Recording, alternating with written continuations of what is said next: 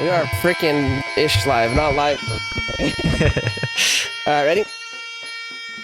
Welcome back to the show, guys. We got another episode, man. I've been freaking just slamming through these episodes. I think I did like 3 episodes already, and the year just started, so look out for those. But today we got a special guest. He's been on here before, man. The episode I did with him, it was just like one of my favorites of 2025. Him and Drew just reminded me of like the old school podcasts I used to do where I would just have fun. That's right. And I thank him for that. But today we got the return of Serge.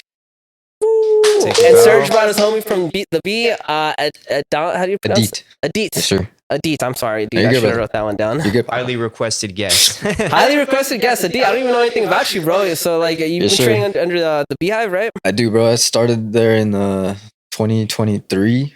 This fool introduced me to them. Before them, 2022, I was like classic fight team, but I wasn't really training. Like I had a membership for a year, but I was like showing up once a month type, so I wouldn't really count that. Yeah. Sure. So you were did you like train under like Tyler, like Wombles? Or Yeah, sure. How was that? It was cool, bro. That was the first gym I ever joined, and I approached him saying like, "Oh, can you get me a fight? You know, like I'm trying to compete." And he kind of like not laughed it off, and I get where that came from now because he has a lot of big names and like serious people. So yeah, Tyler's even so in 2020. When did you start under Tyler Wombles? I'm assuming 2022, right? Yes, sir. Yeah, so dude, at that time he was like, dude, bro, Dillashaw was in there at the time. Yeah, staple, bro. Yeah, and so I didn't really realize like the magnitude of that gym, and I'm over here, some brand new kid. The first kick he asked me to throw, he's like, "Are you a soccer player or something?" And I was like, "Oh." Is that a compliment or? Nah, he was like, "That's not how you throw a Muay Thai kick." And I was like, "Oh, okay, bro. Maybe I got to start at a beginner gym or something." Yeah.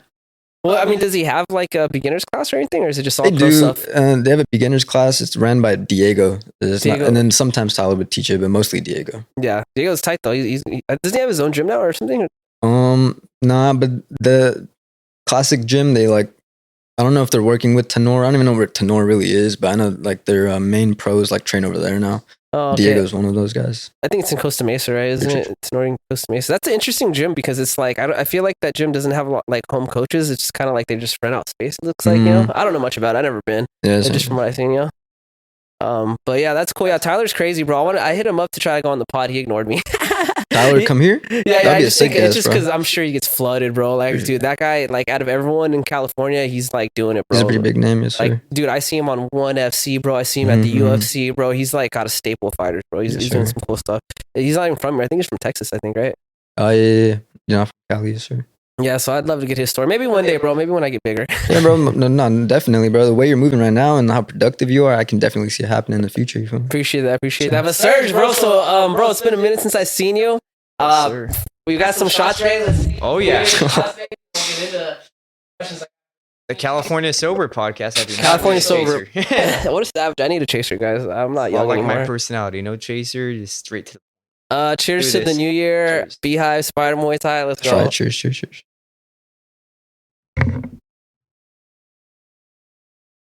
was drinking heavy last night. Dude, that shot, I probably didn't even need a chaser. I didn't even taste that shot. Oh yeah, dragon breath. Bro, I was drinking last night, and then this morning I went to the gym, dude. And I hit that assault bike. Dude, by 10 minutes I was dead, bro. I sweated so much, bro. There's probably a puddle under you. Dude, it was so bad. I was just like, I'm gonna hit 5 more minutes and go home, dude. The assault bikes is next level work, bro. I ain't ever done. I used to play basketball my whole life, but I've never done like conditioning like an assault bike, bro. It pushes you. I hate it, but it's like I do it because it's like I don't want to run for like an hour. That's true, bro. I'd rather hit this assault bike for 30 minutes real quick, sure. And I burn the same amount of calories, bro. It'll feel like an hour pretty fast doing that. Yeah. But dude, you know how like when you're riding a regular bicycle and you try to push it and you stand up off the seat and you pedal faster? I'll try to do that on the assault bike, like just to just start it off, and it's like so hard because this thing's going this. I'm like, you can't cheat on that thing, bro. No. You can't cheat. And it demoralizes you because like on a real bike, you can actually go somewhere. But that thing, you're stuck. You're stationary. You ain't going anywhere, but the emergency room if you keep going on that, bro. Yeah, dude. Yeah. Dude, so we got this assault bike at this Planet Fitness right across the street right here. And I think I'm the only one that uses it. I'm gonna take a video of me like with the seat setting, and then I'm gonna just every day take a picture of it and see how long it's on the same setting. It's been the same setting for 2 weeks, bro.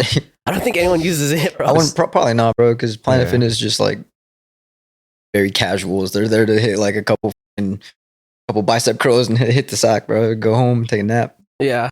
That one gets up though. It's got free weights and stuff. Yeah, that's actually a good one, bro. I've been seeing that. They've been starting to incorporate like more modern, I guess, like fitness equipment in the Planet Fitness of all gyms. But that's good. I mean, most people, the gym culture is a lot bigger than it was. I think RFK had something to do with that. People just getting fat. You think the MAGA movement? Yeah. Oh, here we go. Already 5 minutes in, bro.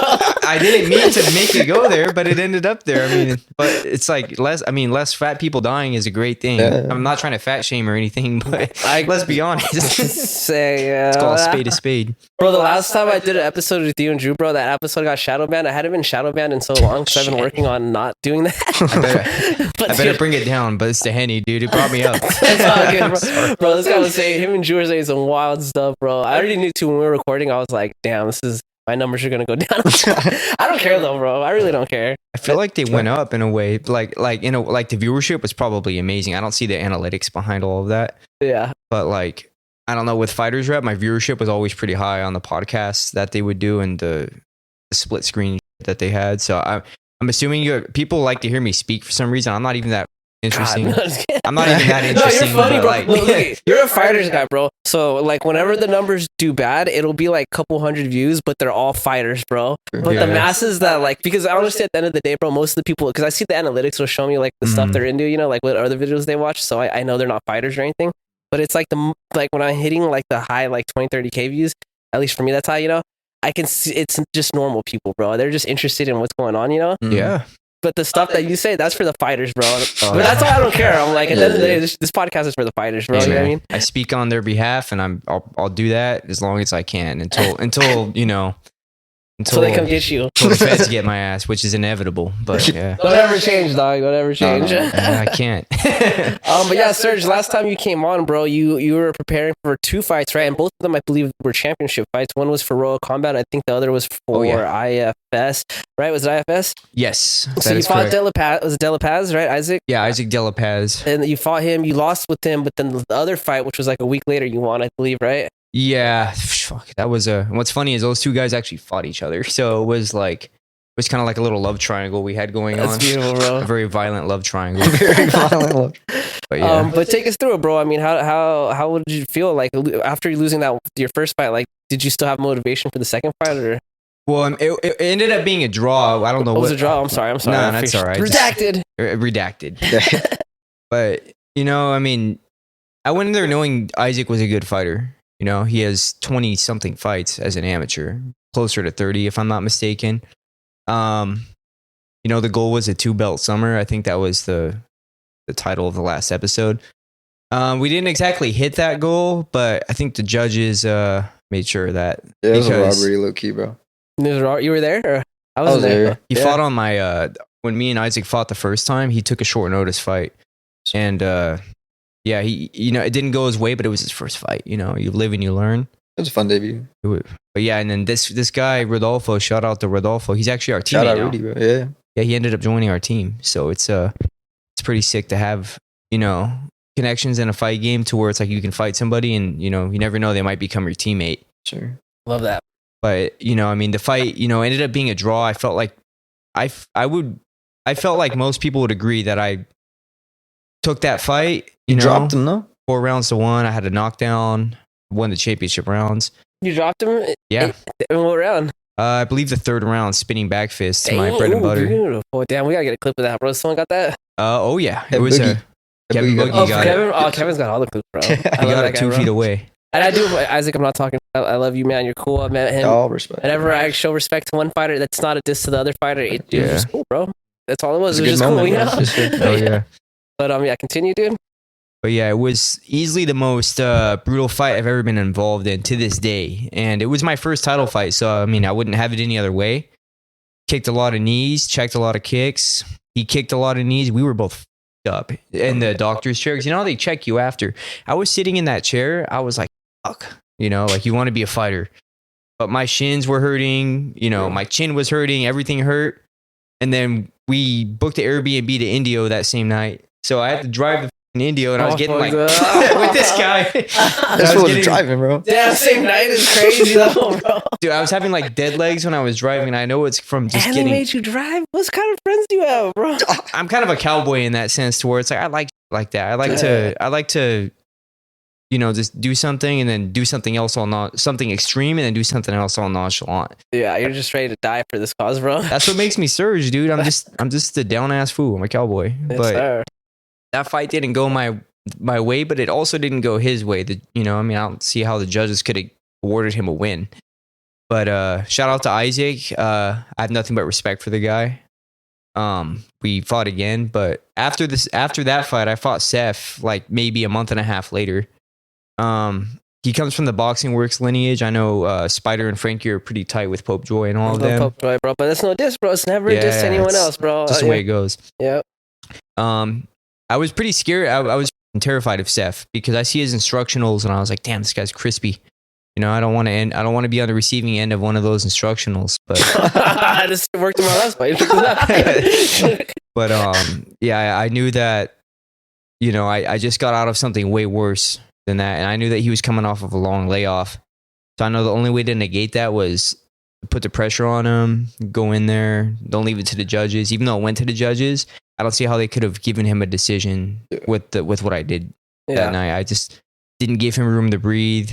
And I felt like I belonged there, which is, I struggle with imposter syndrome. So it felt good to know that I can beat one of the best guys. And then, basically 2-3 months later, I fought Isaac again, IKF and IFS title on the line. So the stakes were a little bit higher. I went in there, I fought my ass off. Judges didn't see it going my way. I felt like I was more dominant than the first fight, but you know what? The judges didn't see it that way, and you know, nothing but respect to Isaac De La Paz. We'll see him again, hopefully. If not, my work at 137 is done for now. I'm actually gonna go down and wait to 132. Down. Yeah. Oh, yeah, 132 is cool though. You seem like you could hit 132 though. I feel like, you know. It's not easy, man. I've done it before. It sucks. How tall are you, bro? 5'6.5", 5'7" on a Okay. good day. You're just kind of stocky if you're Yeah, but they have to tortas, bro. Come on, dog. Tortuga, what can I say? Yeah, right now you're in California, but come on, dog. Yeah, I think you should be able to make that, bro. yeah. Maybe get a nutritionist or something, bro. You know what I mean? Yeah, just chicken and rice type, good genetics. But shouldn't be a problem, you know. Just go. I've done it before in May of 2024 or 5. Sorry, I'm retarded. I went in there. I fought somebody at that weight from 805 kickboxing. I made the weight. It sucked, but you know, Sukason? yeah. When Bro, I his fought, face was up after the fight. Yeah. yeah, I fought Sukason from 805. Shout out to him. He's one of he's fought everybody, man. You know. And Julio knew him. Julio was like giving me tips on how to defeat him because he knew him somehow. So I was like, all right. Julio knows, dude. Julio's been fighting for a minute, bro. Yeah. He's not as active as he used to. He's got like 2 kids Kid, now, you yeah, know, bro. but he Yeah. knows everyone, bro. Yeah, he's Unk for sure, man. Yeah, Uncle bro. Julio. He's younger than me, bro. By like a year or 2. Oh, really? But I feel like he same with like with Alex. Like I was telling you, I was like, I feel like he acts older than me. Or maybe I just act too young.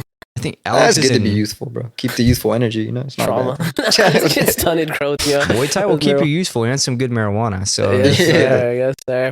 But yeah, that's cool that you lost and you came back and you won your next fight, because I know a lot of people like, dude, when they lose fights, almost Yeah. like the end of the world, bro. You just feel like you're not good enough. And, yeah, you show up to the gym like, bro, I suck, bro. You know what I mean? it's demoralizing. Yeah. So it's cool you're able to keep away from that headspace. I mean, did you feel like that at all, or were you just like, it's just another one I lost? It's all good. You know, one thing I will say is almost every fight, I feel like I'm losing, right? I can be in the middle of the fight and I'm like, I'm getting the dog kicked out of me, which, you know, I'll watch the film after and I'll be like, no, I was doing fine. But it goes back to that imposter syndrome that I have, to where I've never think I'm good enough to do anything. But like, I've never once felt like I was less than the level I was going up against, because I work hard in camp, and, you know, my performances kind of reflect on that, because it doesn't matter how much experience you have. If you work hard, that's the level of performance you're going to put in, you know. And we all have those days where we're weak, we're tired, we don't want to do it. But it's like showing up on those days. Like, it sounds cliche, but like showing up on those days is what makes a champion. You know, on your worst day, you can put in 2 hours of intense work. But I never felt like less than anything. You know, I never felt less than zero. After that, I have my next task already, because I'm somebody who just wants to get that bad taste out of my mouth, you know? So it's like I have my next task already, and, you know, we're going to handle business, you know, on February 21st. So that's all I can say about that, really. Hunger, bro. You got that hunger. Oh, yeah. It's just ambition, man. Just, Yeah. I want to be a champ and, you know, just keep moving forward. That's all it is.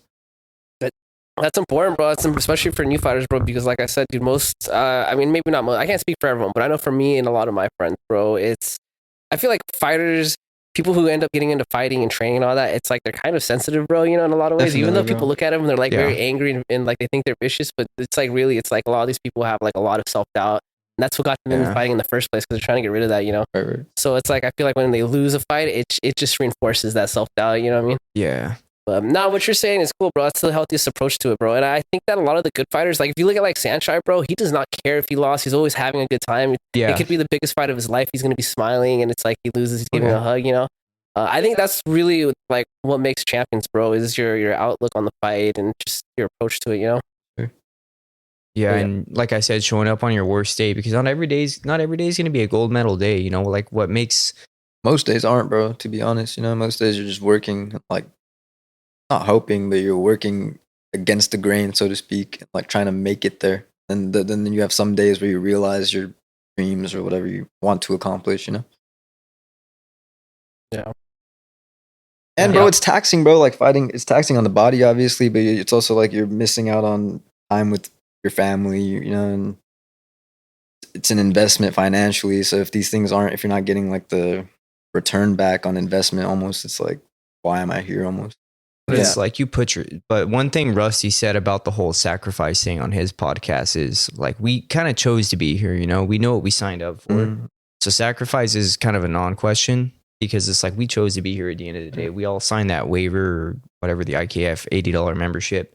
$80, dude. Yeah. It's kind of crazy. Oh my god, bro. It's whatever, dude. Jesus, how many fights they put on in a night? Like what, like 50 or something? I don't know, but it's $80. I mean, people will buy a hooker with that, you know, I get, unfortunately, but $80 to have a year membership, to me, it's like, all right, well, I'm going to use that, you know. Oh, it's for the year though. It's for the year though. That's cool though. Actually, I didn't think about that. You're right. Yeah, $80 can go to way worse things.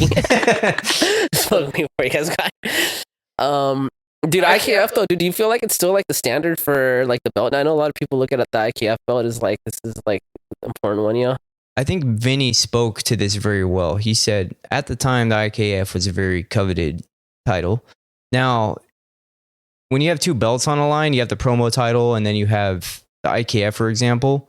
It's beautiful, and you know they're gonna rob me every fight after I say this, but it's like it doesn't carry the same weight. You know, there's other promotions, other sanctioning bodies in California. I think the only difference between IKF and every other sanctioning body is how well the show is run. You know what I mean? I will say this about the IKF. I've fought pretty much under every sanctioning body in California, WACO, ISKA, and IKF. I can say that the IKF runs a pretty smooth show. However, the ISKA is getting there as well. Like, I fought for them where they were overseeing the Royal Combat, you know, event. They did well. I didn't really see any difference. Everyone was chill. But it's like, I'm not trying to really be their friends, you know what I mean? I'm just dealing with them for like 6 to 8 hours max.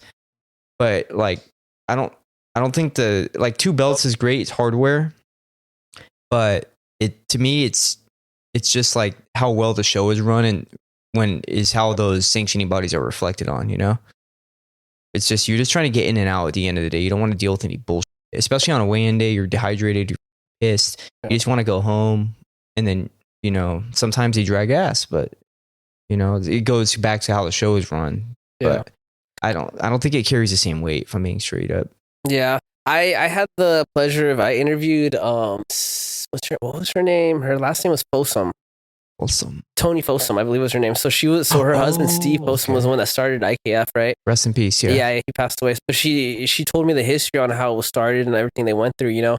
Mhm. And I didn't realize like how much it meant to fighters in the 90s, right? So back in the day, bro, there was no like ranking system. You couldn't just go online. Like Sherdog and all that didn't exist, right? Dang. So whenever you would fight, it's like these smaller promotions, these regional promotions, they would kind of decide your ranking and who should fight for the belt or not, right? Steve Folsom, he came around and he was like, "Oh, I'm going to create like this website where you could see everyone's rankings. I'm going to make this league. It's not a league. I'm going to make this belt, right? That can go with any promotion, but it's going to have we're going to have our own ranking that you can look on online, right?" So they were like the Sherdog before Sherdog existed for like kickboxing and Muay Thai and all that. You know what I mean? So when I was speaking to Vinny, he was coming at the end of that era when he was talking about that IKF belt melt something, and he talked about how Giga Chica Days he got the belt like 15 years ago. You know what I mean? Yeah. That was when it was like its peak. You know? So I agree with you, bro. I think nowadays that IKF belt doesn't have as much weight as it used to, but I respect the history of it, bro. And like I'll always be grateful for its existence because we wouldn't see what we have. We wouldn't have what we have today without it, you know? Yeah. I just wanted to give it to my mom. It's a nice looking belt, bro. It's a nice looking belt, bro. It's pretty. You can shine it up every now and then. You Yeah. know, when it collects dust from just doing, just hanging up in my gym. But other than that, it's just a belt, dude. I'm wearing a belt right now. I think it looks better than the WBA belt, bro. Oh yeah, it's a sexy piece of leather right there. So it's no mistake. But I don't think it determines what kind of fighter you are. It's like I said, it doesn't carry the same weight. I think Vinny would agree, and most people. But I think the WBC does. I think if you can say that, if you can grab that one like Keelan Weeks did, for example, along with several others, it's definitely gonna reflect well on you as a fighter. Yeah. That's I think starting there to become the standard as of now. It's weird though because they do boxing too, and it's like they have all this other stuff going on, and I get it. It's I kind of felt weird when they started taking over like the Muay Thai world because I was like, they're like not ours, they're boxing, and they're trying to get into. But now after so many years, they have been putting in the work, bro, and they do a lot of stuff like they train coaches or they train judges and referees. I do like that they do those seminars and stuff for the workers and stuff. I actually got into it with I don't know if you saw the episode I did with Alex. I was getting into the comments with the chairman of the WB. Did you see that? I didn't see it. So what happened? Run me through that. So that clip I posted where Alex was talking about how Muay Thai is regressing in the United States, right? So that dude commented saying how WBC has been going around the world and it's the biggest it's ever been. And like I was like, yeah, but not in America, bro. I live in America, dog. I see what's going on in Europe and in Thailand and all these other countries. And you guys are you're uniting Muay Thai in those parts of the world. It doesn't even matter though because it's like they have other promotions like in Thailand that they care more about anyways. But I see what they're doing mostly for European stuff, But we got into it a little bit, and then I shot him a DM upon like I was like, yeah, I'm not trying to offend you, bro. This is what I see, because I felt like he felt like I was offending him or something, because I get it, that's his brand, But we had a great conversation, dude. So I'm gonna go check out his gym. It's in Stockton. He has one in Stockton and Hawaii and all these other countries. But I'm gonna go to one in Stockton one day when he's there, and I'm just meet him, have a conversation with him, and train with him. Lock your car. Stockton's a dangerous place. I used to live out in not in San Francisco. I'm sorry, Sacramento. Back in the day. Okay. So I'm familiar with the area. But yeah, actually, dude, I feel like LA's gone rougher, dude. Oh yeah, dude. You see like a fentanyl factory on the side of the road like that. So it's definitely not a place you want to be, man. Yeah, I don't know about how like in the other parts of the Bay is. I'm sure the Bay is pretty bad. It's probably worse. I see crazy videos. Did you see when Drew went there? Yeah, you got a shit checked, bro. You got a shit checked, right? No, what happened? Dude, the last day, like literally he was gonna leave and then he went to go check out a museum with his brother and they stole all they broke the window of his rental and they stole all his stuff, bro, all his gear. Out of a rental? The last day, bro. Yeah, last day too. That's terrible. Everybody, that's a place you don't want to go. You don't want to go there, bro. That's crazy that's like here in California, bro. We're like richer than most countries, bro. Our GDP is pretty high, bro. It's like I keep getting ads to go to San Francisco. It's like, F you, I'm not going there. It's like, kiss my ass. You think I'm going to travel there after what my boy just went through? Hell no. Yeah. No, I feel it. But yeah, so you've been training at the Beehive, man, right? Yeah, sure. So what I mean, you don't have to get into the details if you don't want to, but what was with the switch between Classic and the Beehive? Like, what was the reasoning behind it? Just like, I just didn't think I was at the level to be there, and I wasn't getting as much one-on-one help as I wanted. Yeah. And then Beehive, I ended up coming there because this fool, I ran into him at Choose Fitness, like the workout gym, the weightlifting, and then he told me he goes to Beehive or it was NHC at the time, and then the big thing was he told me that Coach B from NHC he used to train at Classic, so I was like, all right, maybe there's some crossovers, some combos, and there's a lot of combos that Tyler would teach, and Coach B teaches the Beehive students as well, so like this might be a good place to. And it was also local. It was local. I totaled my car as well in 2022, so I was like, my mom has to drop me off. She's not really down to drive to Fountain Valley from Buena Park every day. NHC is right here in Los Alamitos, 10 minutes away. It's like a better bet. Yeah. You're from Buena Park? I am, yes, sir. You grew up right there? I I grew up in India, but I was born in Anaheim, and then I lived in Anaheim from when I was like 7 years old to 7 to 13, and then we moved to Buena Park and been here since. Punjabi. Yeah, Punjab. What part of Anaheim were you in? Right on Lincoln and like Brookers, where there's a bowling alley over there. Oh, it's like right there. All right, rough area. A lot of Mexicans. Yeah, a lot You of kind of look Mexicans. like you could pass as a Mexican. But when I have a buzz cut, people say that a Like lot. Pablo or something, Pedro. Pedro. He's adopted Mexican, brother. Yeah, This shit. guy, he called me papas and shit like that. I'm like, I speak a good amount of Spanish. I feel like it's beneficial, bro. There's a lot of Hispanics in Southern yeah, California. SoCal, bro. And then I work at Chipotle, so customer service. Some of them can't speak English, so it's nice. Even yeah, bro. Real Even Mexicans go to Chipotle? Like actual real Mexicans? That's fucking crazy, bro. the sellouts. yeah, no cap, low key. I'd be so like offended if a That is real a sellout. Mexican went to Chipotle. I'd be like, what The are you ones doing, who bro? voted for Trump. Yeah, type shit, bro. There has to be those ones, bro. Dude. All right. So what was India like, bro? Like, I mean, you were probably young, right? So you said 7 when you were out here, when you moved out here. Yes, sir. So do you remember it at all? Punjabi origin story. Let's go. This is for nah, I don't have like. It was cool, you know. Sorry, Acting. I'm also trying to think also, but it's cool. There's a lot you're more grateful for simple things, you know, like just having meals with families. I used to take a little bus to go to school. Yeah, India's cool, bro. It's not some place you can like build or grow much. You kind of are dealt the cards you're dealt, and then you kind of just live with them. Yeah. Not to talk shit or anything, but I saw that YouTuber. He was like a foodie. He ate some food in India. He asked his viewers, "Where's the worst food in India?" And he went to it, bro. He's a Mexican dude from Mexico, but didn't speak English, right? But he goes to it and he ate the food and then he died. Bro, no, I don't doubt it. You can get sick. Damn. Even right Yeah. now, or I haven't gone in a while, but once I moved here and I would visit back there, anytime I ate the food, I get sick as heck, bro. Even Yeah. drink the water, I get sick, super sick. I see some crazy stuff, bro, but they do not wash their hands. That's not the At all, most bro. sanitary place at all. Wild, bro. I don't know what their take on that is. I never understood either. Maybe it's like made with love or something, but nah, bro, you guys are just not clean, bro. End of story. I feel like they're just stubborn to change. They just don't want to accept cleanliness or something. Mhm. Like, bro, just wash your hands and wash your Hey, bro. bro. Like, I think they had like a shit throwing contest too, if I'm not mistaken. it's it's one city, but yeah. Oh, Damn. okay. Yeah, it's not common. But you saw how that guy couldn't release the episode because he was getting death threats. Because he was promoting it, and so a bunch of Indians started like threatening him. They found out where he lived and his family and shit.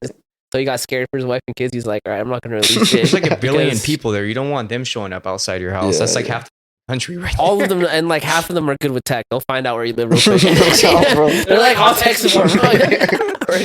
Oh yeah, they'll pinpoint exactly where you are. Yep. Yeah, it's crazy, bro. I know India though; they're really big on like wrestling. I think, right? Isn't wrestling like their Bro, I biggest didn't- combat sport? Yes, sir. And I wasn't even aware until I got into it. And then there's like a specific city, like Haryana or some shit. It's like northern India where Punjabis are from, actually. Funny story. What a coincidence, bro. but those people are heavy into wrestling. They call it kusti. It's like a sambo almost. Yeah, Oh, yeah, and they do it like in mud or something, so it's like hard to get a grip. It's like Greco. It looks like kind of like Greco-Roman, but Yeah. like you're all slippery from the mud. I think it's training like that would definitely help with like your grip and like being able to do the technique. 'cause yeah. Fighting against the mud. Mhm. But they never do good though, like in ONE FC and stuff, bro. Oh, they don't, bro. I just think fighting is not like big in that culture, you know? It's not. And coming from India, bro, if you're fighting over there, you're not really dealing with this level of competition. You know, there's levels. And over here, it's like people are coming from international Thailand, wherever, Mexico. It's like the gritty, harder fighters you're going to have to face. And sometimes you get hit by one of them. And you don't get hit like that in India. So, and these people can take punches too, you know? So it's like a learning curve almost. Yeah.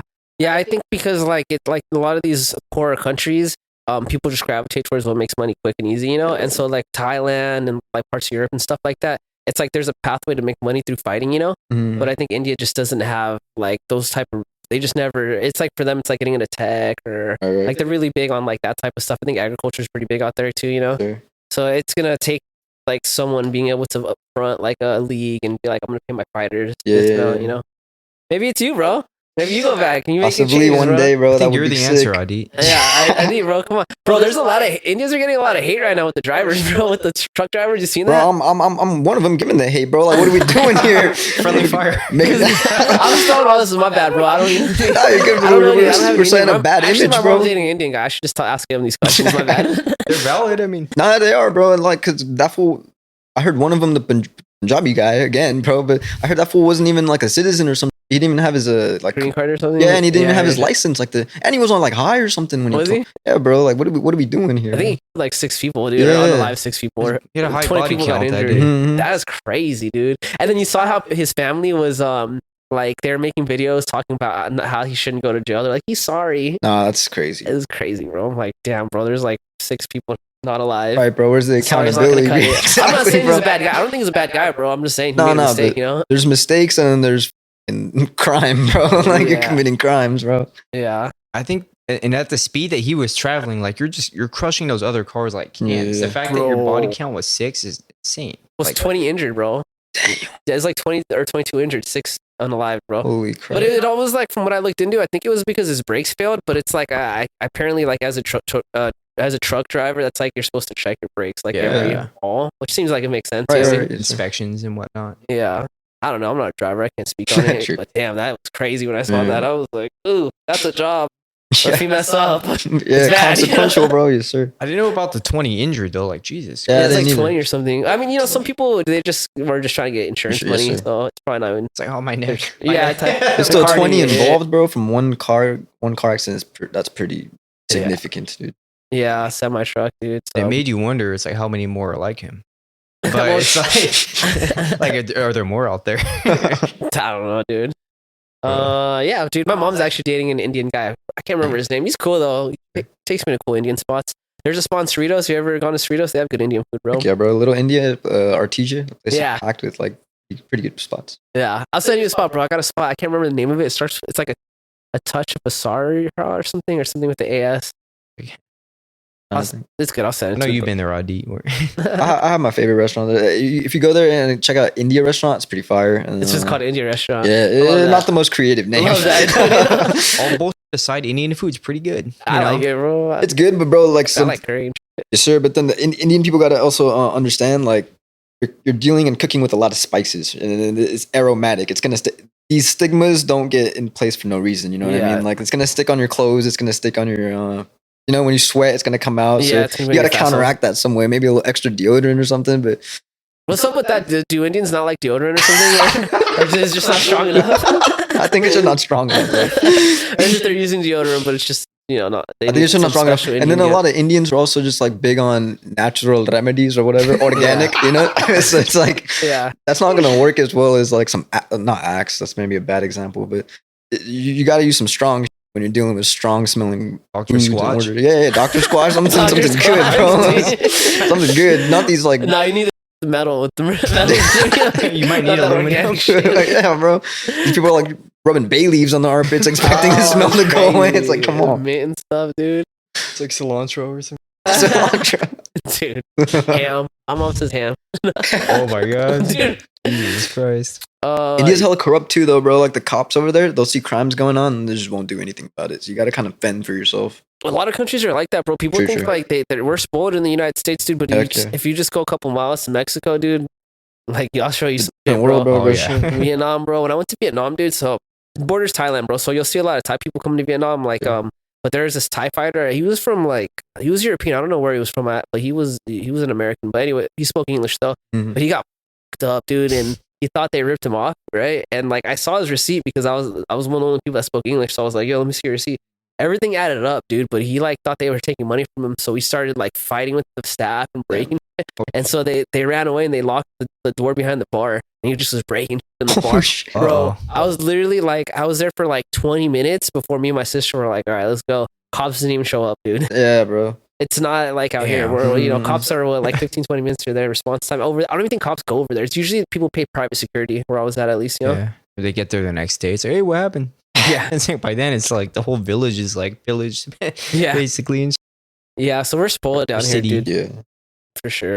And then people over here will still find ways to complain, like, oh, cops took forever to get here. At least the cops came, bro. At least they pulled up, you know? Yeah, and it's the thing. The other end of it though is just there's cops that are they abuse their power and stuff. 100%, bro. That's kind of a Power trip. I don't know, man. But I did see a statistic, and I'm not like pro cops, and I'm not like FTP either. I think there's like a balance between the two. I think it's like FTP is certain cops and pro certain other cops. I'm not gonna generalize all of them like that.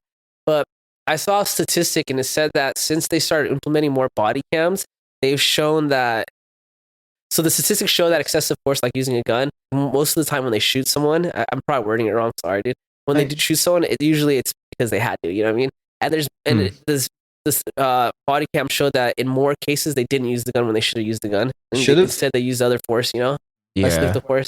It's kind of, and I'm sure like certain pockets, there's like LA, I'm sure cops are shooting people more than they should, but it's also like the population density and the different races that are there, mental health issues, right? So I got to look more into where they got those numbers from actually. And I think cops as well, there's like, they know that they're potentially on camera all the time, like whether it's a dash cam or somebody filming. But the worst is those cops are like, stop filming me. It's like, I can film you if I want. I hate those cops, legally. Yeah. I keep getting like, I'll just be going down the rabbit hole on YouTube Shorts. And it'll always end up with like cop related content where it's like a traffic stop gone wrong or something. And it's like you said, there's got to be a balance between like FTP and like, like Back to Blue, I guess. Yeah. But it's like, I don't know, bro. Like it's hard to do that job right, Yeah. Obviously, your morals get involved in a way, but you're working for the community at that point. You can't just be busting caps in everyone's ass. It's like, come on, bro. Nah. Yeah. That's a tough draw because there's got to be a balance, but then there's also the whole imbalance of power. And it's like naturally when you have power, no one lets their dog tell them what to do. Right. Yeah. You know what I mean? That's just how it is. I don't know how to fix that problem. I had a couple ideas, but I don't think they're going to work. But one of my ideas is I just think we should pay cops a load of money and make it a hard job to get into. So it's like at the status of like a doctor. Most doctors are not going to do illegal because they don't want to lose their license. It took them like 12 years and 200,000 just to get it. Mm-hmm.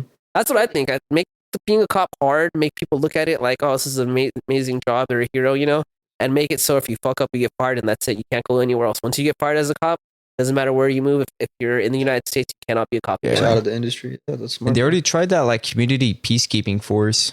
Terrible idea. They would just paint a rainbow on on a sidewalk or something like that and say, "Oh, we're safe." Like everything is good here. And then what are you gonna do, bro? You're gonna some crackhead whistle to save me, bro. This one is like he was crazy. Some fools trying to mug me. You just come pull out your camera. I got their identity. Cool. Yeah, but you did. I didn't because they stole my phone. It's like, cool. Now you're gonna call the cops. Yeah. Finally, it's like, bro. Yeah. That's who, bro. Like cops, and some of them might be power tripping, but it's like they're also dealing with their own life. I feel like it might take just one bad interaction, especially in a place like LA. Like you run into one tweaker who's off the rails, runs at you with a knife or something, and now you're always cautious. You know what I mean? Yeah. That's another thing too, right? It's like we would like our cops to sacrifice themselves for the greater good, and that's what I'm saying. Though it's like, we should make it so where the people we hire are willing to do that and pay them a shitload of money for it. You know what I mean? Like only like ex-military people that were willing to die by the sword, and we'll pay you a lot of money, make sure your family's taken care of. Well, you got to have good morals. That's the other thing too, is we should only recruit people from the military, bro. You know what I mean? Yeah. Like, because if you're willing to die for me in another country, it's like you probably have a pretty good moral compass. You know what I mean? Some of these people who are willing to die for us too. Shout out to the armed forces. Some of these guys aren't even old enough to order a beer, dude, and they're out here like putting their life on the line. It's like if you can die for your country, you should be able to have a beer, while you're in the service, And I'm not an alcoholic or anything like that. I mean, an unofficial one, but I mean, a shot of Henny before the podcast. Let's replay that first.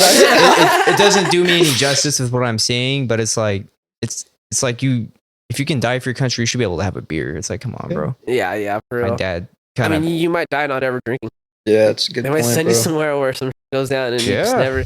But I think the way they do it though is if you're in another country, like let's say you're in like Iraq or whatever the drinking age is over there, they let you do it. I think that's how they do it. I don't even think they drink in Iraq because of like the Muslim. Not today. Now since Al Qaeda or not the Taliban, Oh yeah, they're back. Yeah. Isn't that another wild thing? How we went on this like long ass war? It was like a 10-year war or something, just for us to give the keys to the Taliban. I think we're actually funding them too, as well. If I'm not mistaken, I think we're actually like sending them money. A couple mil every week, I think, bro. Yeah, because we acknowledge them as an actual government. No, I think we have to because like they kind of took their country back. Yeah. But the Venezuela thing too yesterday. That's just wow. They're popping off, bro. There's like tanks and shit over there. Like, what is going on? Dude, we kidnapped their president and took him back and put him in like a Nike tracksuit. So was that real? Yes, that was actually. I was like, is this AI or something? They gave him some American drip or something like that. He was in like a Nike fleece and everything. I was like, all right. You know, and I was looking into this the other day, bro, and people were saying that Trump's doing all this just because he just doesn't like the flow of fentanyl onto, like, there's no actual like plan. He just was like, I don't like how fentanyl's coming from Venezuela. Let's fix this.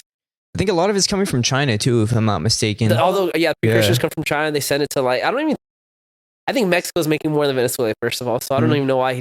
I know why, because we don't like Venezuela. We can't attack Mexico because we're cool with them, you know? A lot of it seems very mixed in that, like, it seems like we're more upset here that we toppled that government, because a lot of people in that region are kind of happy we did them that favor, so to speak. I've seen a lot of things on social media. A lot of, you know, the neighboring countries are happy we did that. We did them a favor, like I said. Yeah. So, but I don't understand the demographic there. But here it's like you have AOC saying, "Oh my God, you know, we took them over." But it's like we kind of, you know, we gave him a chance. You know, I mean, you said, "Hey, act right." Somewhere else, bro. Well, you found out where else was, bro. Tirana found out, I bet. But I guess, you know. It's tough because, like, dude, this is how I see it. It's like, should we be in control of how other governments run? Yeah, there's going to be happy people that Madero's out, but then I'm sure there's a lot of people that were benefiting from him, right? I think as a whole, he's a bad guy. I think he did a lot of bad things. But I also think it's like, it's not our decision. If they want to, like, it's like Trump, right? Other countries probably want Trump gone, but we voted for Trump. That's what most of America wanted. Sure. With Madero, I don't know how. I know the last election they had, people were saying it was rigged, and like he's kind of turned it into like Venezuela into a dictatorship when people wanted to go to be more democratic. So 100%. I don't know. I don't know all the details of it, but I think it's a tough policy to have to start going in other countries and overthrowing them, which is something we've always done, though, I guess. It kind of goes against what Trump ran on too. You know what I mean? Yeah, no wars. Yeah, like no intervention in public, in like, you know, world affairs. But it's like, I don't know how many times it started when he bombed Iran. It's like, all right, dude, you know. Yeah, and he did that for Israel. That was crazy. That was crazy. I was like, what are we doing this for? Why do we like them like that? Yeah, no real shit, bro. Like, I don't understand how this little country of like, you know, country nation, whatever they call it, of 4 million people can just boss us around. Obviously, like APAC, you know, they are cool with our Congress, you know, our congressmen, and I'm sure higher people than that, including Trump. Like we're not the United States of Israel, bro, and they are not our greatest ally. Like, Christians go there and they get spit on. Like, what kind of shit is that, bro? Like, come on, bro. I'm done. And people will call me an anti-Semite. I don't care. Go eat a bowl of dicks. The memes are making sense now. yeah. It's tough, bro, because like, so I can get why Trump likes the you know, Israel and stuff, because he's from New York and there's like a strong Jewish population there. You know what I mean? I think America as a whole, the reason we work with Israel, from what I understand, there's two main reasons. Is one, it's like they're kind of like a proxy for the rest of the Middle East and like other countries we don't align. Like Iran is like a big enemy of ours, right? Yeah. And they're an ally of Russia. So us being friends with Israel, it allows us to see what Russia's allies are doing, like Iran. And it's also like kind of an in-betweener between our other allies in the Middle East, like Saudi Arabia and like Russia and their allies. So if something were to go down, you know, we could send troops to Israel to help protect Saudi Arabia, you know? Yeah. Which is another weird thing how we're friends with them, because they also do some oh yeah. But and the other thing too is people in America, they like Israel because they invent a lot of stuff. At the end of the day, like if you look at all of our agricultural technological advances, those came from Israel. One of the things they're doing right now is I don't know if you guys know about vertical farming. Oh yeah, on like skyscrapers and shit? No, it's like, so basically instead of traditionally growing stuff in a tray like indoors, right, like how we do most places, it's like a wall. And so the reason it's less space, and then instead of direct water, it's like you can use like foggers, so you're saving water, you know? Sure. It's because Israel's a small country and then it's in the desert, so it's like they're coming up with new techniques to. They have to. Yeah, for food, right? Mm-hmm. And so this is something that like it's pretty groundbreaking, and it's probably something in the future might be implemented more. Obviously, the cost is really high, so we're not going to do it at this point in time. Well, it's not all bad, I guess. I mean, and so that's why we like them, bro. Is that enough? No, I don't think so. I think what they're doing is fucked up. If you look at the history on how Israel was started, I went down this rabbit hole. It was all just through politics, right? So a long time ago, Palestine, it belonged to the Ottoman Empire. This is like during World War I, I believe, right? One or two. I think one, right? Yeah, it was Turkey. Yeah, that's when it was. Right. So the Arabs eventually wanted to break themselves from the Ottoman Empire, which was kind of a crazy thing because the Ottoman Empire, they had what's called the Caliphate, I think it's the name of it, right? And he's the guy he's like the Muslim that oversees all. Is it the Islam. Ayatollah or the Caliphate? No, the Ayatollah, that's the military, right? So the Caliphate, I believe, is the like main. He's like the main priest, I guess. Like the religious leadership. Yeah. Oh, okay. So anyway, so he was in Turkey, which he shouldn't have been. He should have been from Saudi Arabia technically, but then because they took over, like, the Muslim world, it's like they were like, all right, we're going to be in control of who the Caliphate is. Anyways, so Faisal, he was the leader of the Arabs, right? He came from Saudi Arabia, so he was seen as the direct lineage to be the king of the Muslims, right? Of Islam, whatever. He had to flee though, and then eventually he just was like, all right, we're gonna rise up against the Turkeys. We don't, even though we're their allies and life's not too bad under them, we don't want them, right? So they teamed up with the British, right? Faisal teamed up with the British, and he fought other Arabs. If you look at the history of Arabs prior to World War One, Arabs never fought each other. That was like a weird rule that they had. They would never fight each other, right? It was like friendly fire almost. Yeah, I mean, there would be instances where things happened, but they never officially went to a war with each other, right? So this was the first time that happened. And so Faisal split against his own people to fight the Ottoman Empire. He teamed up with the British, and he was promised that he would get Palestine and Iran and some other countries, right? The British were like, once we win the war, we'll take over this, we'll steal this back from the Ottoman Empire, and we'll give it back to you, right? He fought. A lot of people died. It's a crazy story, bro. You should check out his history because there's some crazy stories along with that history. And while they were in the talks of, like, I guess, breaking up the Ottoman Empire, the Jews basically kind of were like, oh, we want our own land, right? Like, so they basically politicized to get their own land through money and trade. There was like this hiring. There's this Jew that lived in Britain, and he was like half Jewish and half something else, and he worked his way up into politics, and so he was kind of being the voice of the Jews, like, from around the world. And so he basically came up with this deal to get Israel for the Jews, and he just basically told, like, the British government, we don't want Palestine, we just want to be able to live there, but we'll follow Arab rule and we'll assimilate to the Arabs. Right. And so the British government were like, all right, that sounds cool. Like, two birds, one stone, right? They did that. The Jews came, and then they started lying about what the Arabs were doing because they had direct communication with the British government. So they made it so that you couldn't have guns, right? They're like, we should take away guns because there's violence going on in these cities. The British were like, all right, no more guns.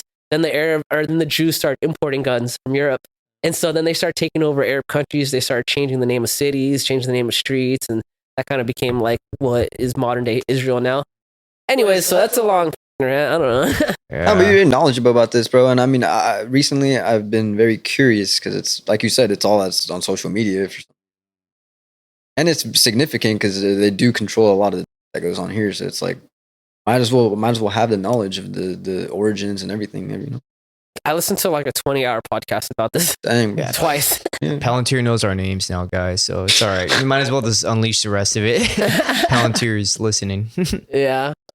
Anyways, so Serge, you got a fight coming up, right? Yes, sir. I'm gonna keep it top secret until, this should drop next week, but I'm fighting for the World Combat 132 title. I was initially supposed to fight for the IKF 132 title against Eddie Reyes, but I caught wind of something, I saw that he was booked to fight like a month before me. Now, I'll get to the World Combat stuff, but like that was what my initial task was to fight Eddie.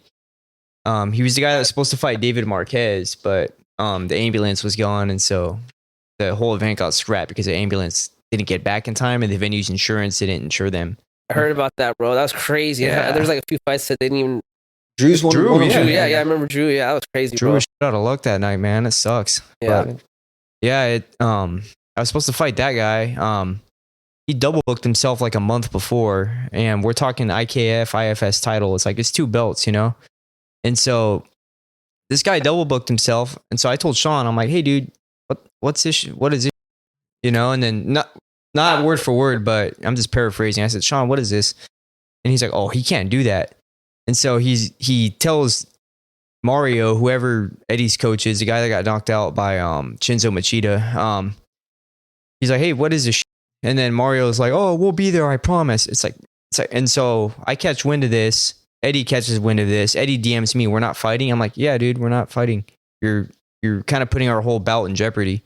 The guy's fighting is a killer. You get a medical suspension at 60 days. It doesn't matter what guarantee your coach gives me. You're out. a medical suspension that's it. There are 2 IKF sanctioned events, so it's not like you can go to WACO or something and you can maybe slip past that. But they were both IKF events, and so this guy booked himself too close, and so I saw this as a huge liability. I told Sean, put me on the shelf until June, and we can run this. So Eddie's still up for the title that night. However, this tells me a lot. They're not willing to put the IKF up that night. So it tells me that the ticket burden was on me. Yeah. And I know Eddie don't sell tickets. I see the crowd he brings. Damn. Or lack thereof. But Lack thereof is crazy. But yeah, Sean took the IKF off the line for that night. And it's like, I'm giving you an opportunity. You have less fights than me. It's first, second belt, second division. Just make that important. Don't double book yourself that close. It's a huge liability. It's not even a disrespect thing, but Eddie DM'd me, we're not fighting. I said, not fighting, bud. Sorry. But I'll see you in June if you mark your calendars and make sure you only focus on that. Mario DMs me and he's like, are you scared? I'm like, okay, dude, I had a heads up he might do this because David Marquez, he was whispering sweet nothings to him on Instagram DMs. And so I was like, okay, I kind of expected him to message me and he's like, oh, you're scared. And I'm like, yeah, okay, I'm scared. I fought 147. I fought 142. I fought who's who at 137. I fought at 132. I fought in 4 divisions. You're going to call me scared? I'm like, all right. So this bold talking to me. And I'm like, I had a heads up you might do it, but I'm like, bro, what are you talking to me? That's just immature for one. But it's like, I'll see you in June. I said, the title's still on the line for Eddie. I'll see you in June. Just mark your calendars. Don't take a fight a month before. I'll see you then. And blocked his ass. That's what he did, though. And then I reposted him getting knocked out by Chinzo Machida. So I should have reposted, tagged him, and then blocked him. Oh yeah, get the last word in. But I have nothing against Eddie for the record. I think Eddie's a great young fighter. I just think Mario gets on his little keyboard fingers and wants to talk. But he's not the one fighting. And then he also said like, "Oh, you're not pro." It's like, oh, I'm fighting no shin guards, no headgear. Like, and it's not like these elbow pads are going to prevent a cut. I've seen plenty of people get cut open in those things. So don't. We aren't pro, like, quote unquote, but it's like, it's pretty fucking close, dude. And like Hung said, we basically pay to fight. Yeah. So don't sit here and give me this whole, we're not pro. I just fought somebody who had like 30 fights almost. And Isaac De La Paz, Seth had a pretty good record. So don't try to demean what I've done in the sport. I told him, man, show some respect. Don't DM me. Fuck out of here. You're blocked. And so me and Eddie are cool to my knowledge. I don't have a problem with him, but he should have marked his calendars a little better and, made sure that was his priority. But, we move on. I'm fighting for the 132 title for Royal Combat. I'm already their 137 champ. And Eddie's actually the reason why I got stripped. They had to move on with that division. So my 137 Royal Combat title got stripped because I went to go fight Eddie. I decided to go do that. So they decided to keep that division busy. They stripped my belt. Yeah. And I'm pretty sure Seth's fighting for it that night. I don't care. It's a tough sell. After I just beat him, I'm on the same card as him. So I'm fighting some guy from up north. Announcement's going to be coming pretty soon. But fighting some guy who's like 8-4 from up north. He's actually from Stockton. So we move on. We'll fight that guy. And then after that, I have nothing coming up. So I'll probably sit out. And then if I come back, great. If not, I'll just get my boys ready. So we got this guy. We got this next generation coming up right here. Aadit's probably like the best example of who's up next when I decide to hang it up. Like this guy, he's had 3 fights in like 2 months, which is crazy work to me. And he can tell you about that, but he can tell you that whole story. But it's like this guy right here is up next, and he's kind of leading the pack from our gym of like the next generation that's going to be entering the ring. So yeah, tell us about that. Yeah, well, I had not the most active 2025.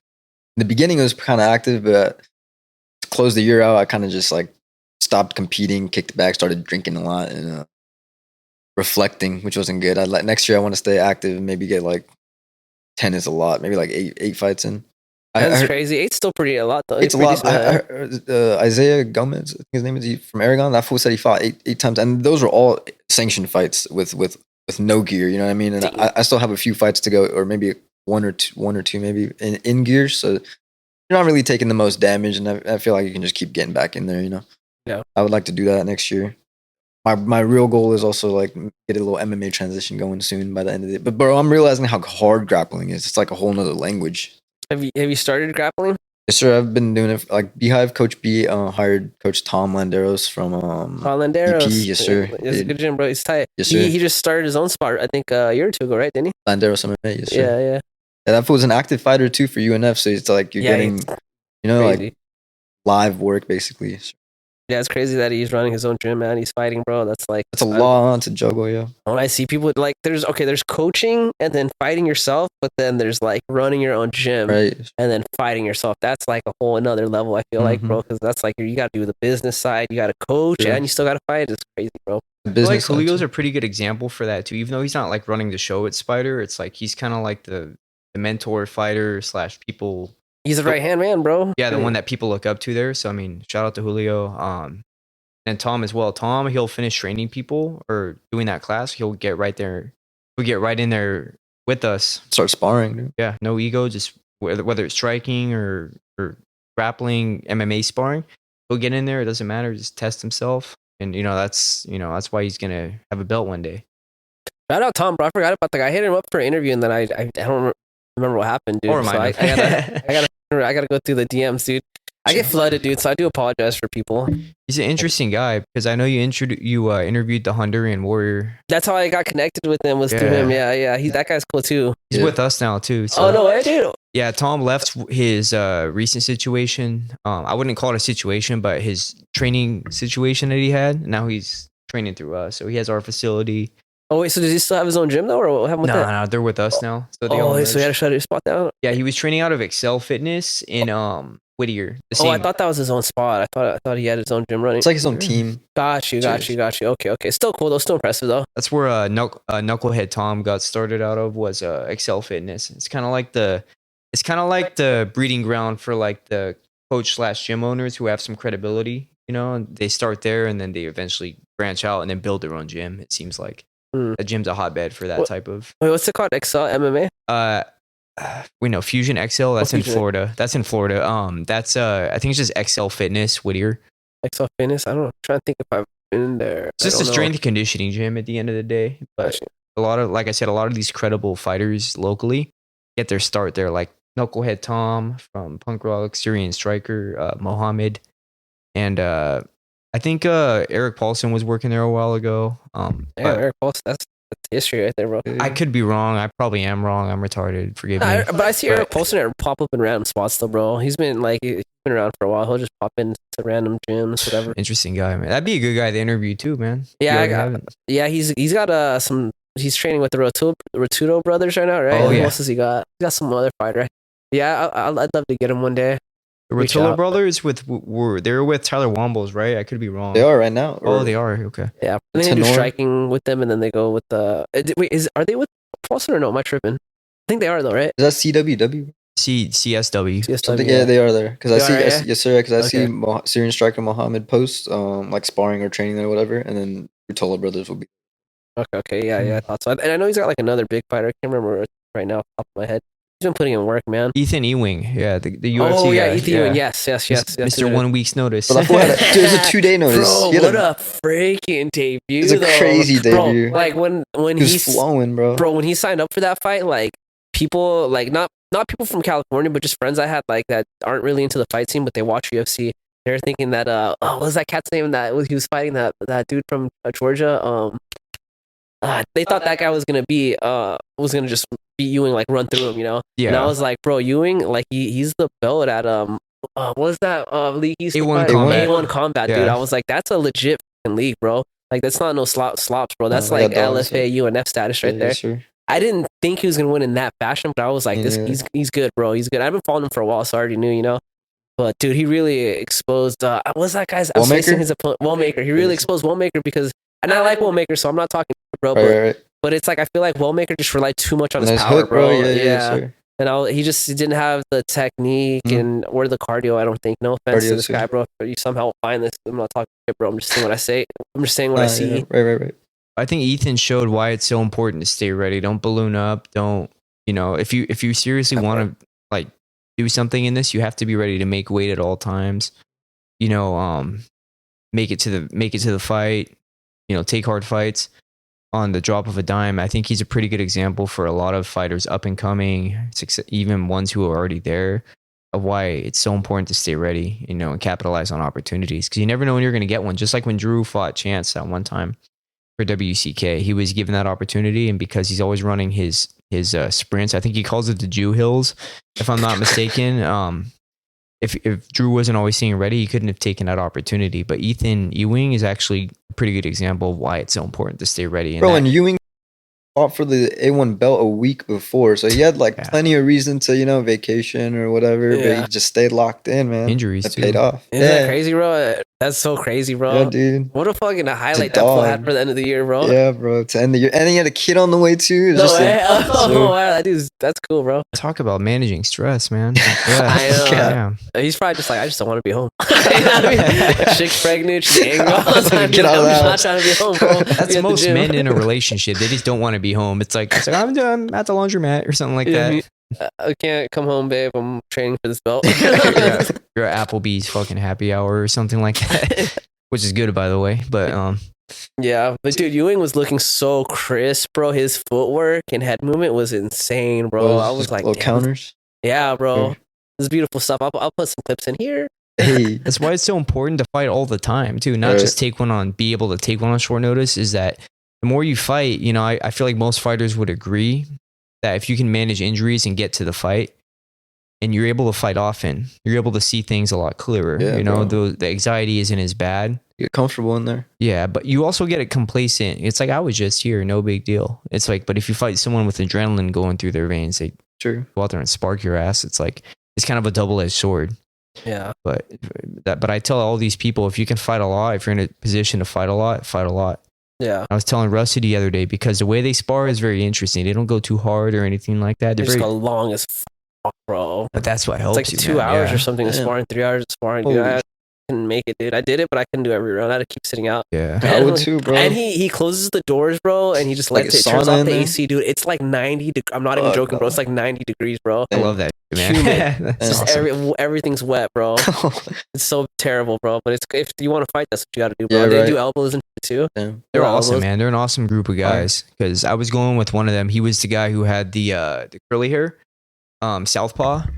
Is he like a taller dude? Yeah, or- he's yeah, like, yeah. yeah, but I don't know his name. I feel very bad. I don't, because you dab somebody, you're like, I'm Serge, and then he's like, oh, I'm so and so. I don't remember his name, but it was really cool. I told him, I was like, I'm trying to go with you. I'm fighting a southpaw. He's like, I'll give you a good look, and I was like, okay, like it's good to know that you're, they have your best interests in mind. So shout out to Rusty and to Shaq, Adam, Shaq's Penaneri, just the whole gang there. They're all a great group of guys. So Shout out, dude. We Thankful for you literally, guys. it's like the 4th podcast, and someone's brought up the Shack system, bro. dude, It's a good system, though, bro. It's a good Bro, team. Adam It's had a got- pretty big breakout 2025. I feel like he got an MMA. Oh, this has been a good. Yeah, last year was a good year for him, bro. He had yeah. like a 6-second knockout, I think, in MMA. Yeah. It's fire. Well, I think Shout out to Adam. he's been on a run too. I don't think he's lost for a few fights now, dude. yeah, he started this run with D'Lo. Dude, my first exposure Yeah. to Adam was that D'Lo fight of the homie Christian O'Brien. Shout out Christian, bro. He was fighting at Cali Muay Thai. And title yes, fight. sir. Yeah, Yes, sir. And D'Angelo Gianni, that fool. I had just met him like a couple months ago prior to that. When Coach took Beehive to go spar at LA. yeah, we sparred a lot, me and D'Lo. Yeah, and my impression of D'Lo is like, damn, this fool is an absolute animal. Whoever he's fighting is gonna get messed up, But then Abel, shout out Abel. Abel's like, nah, that's my homie Adam. He's a beast. And I'm like, all right, we'll see, bro. And Adam was just out there stunting on him, bro, like sticking his tongue out, hands down. I was like, bro, this fool is a dog, bro. This fool's really, He's really young good. too, bro. He's young. He started training when he was little, bro. I think Adam was like Rusty was his first like Muay Thai coach. So he had him since he was little. Dang. Yeah, those guys are. One thing about them is they understand like those small little details in a clinch, like those little nuances that go a long way. I was literally about to bring up their clench game, bro. Yeah. It's like they end their rounds with a whole a couple clench rounds, I think. Yeah, That's as awesome, you should. Yeah, Yeah. that's and ultimately the fight is going to end up there. A lot of That's fighters up and coming, they see Conor McGregor highlights or Sean O'Malley, and they're like, I'm going to go in there and do that. So you end up in that clinch. It's A like you're lot, not going to bro. do jack shit. Yeah, true. Especially if you have two aggressive fighters that just want to Yeah. come forward, you just end up Just clenching, lock bro. horns. Someone's got to grab someone and redirect them, eventually it's going to end up there. And it's like, when you know what to do there, I'm not saying like I'm some clinch wizard or anything like that, but it's like, if you know what to do there, like in a very proficient way, the other person isn't going to get very far if they don't, and I feel like that's where the Shack system is excelling. They have those little details in a clinch that go a long way. And I told Rusty this, so he it's nothing new, but yeah, those little details go a long way, and Adam's a perfect example of that. And shout out to D'Lo as well. I've done a shitload of rounds with that guy, man. So yeah, me and D'Lo have we put in a lot of work together. I've sparred Adam as well. I don't do well against him because he's a beast, but hey man, you got to train with good people. Yeah. It's not about losing in sparring. There's no such thing as losing in sparring. So you get in there, you get better from that. That way you don't get smoked in a fight. So that's why sparring is so important. Whether it's hard, whether it's not so hard, it's like sparring is gonna get you there. Yeah. No, I couldn't have said it any better, bro. And like for anyone who's trying to do this, bro, you got to spar often, bro. I know like some people are like, I don't like spar. Like with Max Holloway, I think Max Holloway kind of like put a lot of thoughts into people's head. But anyone that's gonna sit there and bring up Max Holloway in the sparring, go look at his last few fights. He started sparring again. It does not work, bro. I'm sorry, bro. I mean, if you're like getting injured all the time, sure, I guess it makes sense. You're just like, I'm trying to save my body for the fight, sure. Like after you've been fighting for so many years, but like if you're gonna come up with, every fight has a game plan. If you're gonna come up with a game plan, you need to figure out what the holes in that game plan is, and you're gonna figure it out in sparring. You know what I mean? So you have to be tested under stress too. If you don't know how to handle adversity in the training room, how are you gonna handle it when the batters under the lights, all those nerves are there and the enormity of the event to go along with that? It's like, how are you gonna handle all that? Yeah, and the conditioning, bro. Yeah, the timing. Dude, sparring gets you tired, bro. And like learning how to keep your technique after you're tired, that's important. Running's not the same, bro. Running's good for your cardio, but it's not the same, bro, That's a good point, man. 'Cause there's a lot of people who are good at running down the street, but it's like you put them in the ring and you just, dog walk their ass, with basics. Like Alex was talking about, if you have a good 1-2, you're good at chopping a leg, or you have a tight guard. You are, baby. You'd be surprised. I've made a career off of it, basically. So it's like, baby. I mean, you obviously have to have more than that past a certain point, because the more you win, the better people you're going to fight eventually. You should want that for yourself. But there's a lot of people taking easy fights too, man. There's also a lot of that. Like a lot of promotions like to give people easy fights or setup fights. And whether it's WCK, Fighters Rep, there's been a few instances of that. I can point out a few, but I mean, there was just a shitstorm with Fighters Rep where he was posting those. He's posting some diabolical AI generated videos on his YouTube too, and they're pretty hilarious, bro. I haven't seen on his YouTube. You gotta check them out, bro. They're hilarious. I know what it's about, but it's like there's no receipts on either side. It's all just a bunch of, and I know where it comes from, where it stems from, but it's like, if you're out of the game, dude, just shouldn't be a concern. Nobody's even throwing shade at you. I felt like there's more shade being thrown towards Dennis Warner. Because Dennis is fucking having events canceled. A lot lately. A lot lately. The end of the year was rough for him, bro. I've never worked with Dennis directly, but the way I've seen how he does business, like he won't tell you someone's been out of a fight for 2 weeks, and then he'll show up with a contract. He'll say, I'm on the way with the contract for that fight. And he'll show up with a completely new name. I'm not going to say their name, but I saw this happen in real time.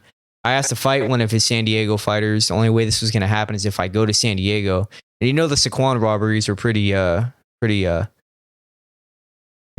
prevalent, when it comes to someone from up here going down there and fighting at their casino. You go against a San Diego guy, you ain't winning. Yeah. I was surprised when Stuart Smith was fighting Jason Ferry. It happened here because it was kind of neutral ground in a way, because Stuart's from up north. Jason Ferry is from San Diego, so further Southern California.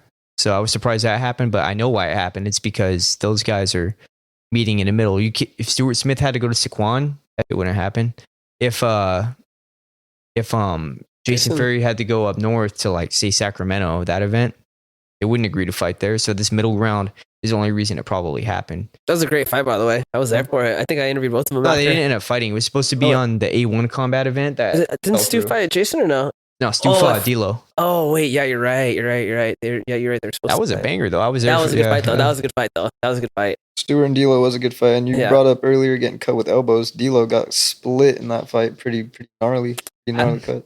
Yeah, I love Stu, and I love Dennis too. If you're watching this, Dennis, Stu's funny, man. no hate, bro. This is what people see, and not to touch up a little bit on Fighters Rep, dude. George, I spoke to you directly. I'm gonna make public apologies, because George, he mentioned how he felt like I was like being unfair to him and saying I like mean things to him. It wasn't my intention to say anything to come off me. Maybe it did because I'm always like smoking and drinking during these, so I might just say like kind of like word vomit things, Yeah. But it was no disrespect to George, bro. I really appreciate what he did for Fighters Rep. I appreciate what he did with a lot of our fighters. I've asked him to come on the show one day, so hopefully one day he can come on. I'd love to hear his story. But yeah, I just want to put that out there just because I know there's no beef on my end, dude. Right. So, He just always feels like he has to defend himself for some reason, and it's like if you know what I mean. He was always good with me, and I'm not hating on him. I'm sure he'll say something about this at some point. I don't care, but yeah, he was always good to me. I understand.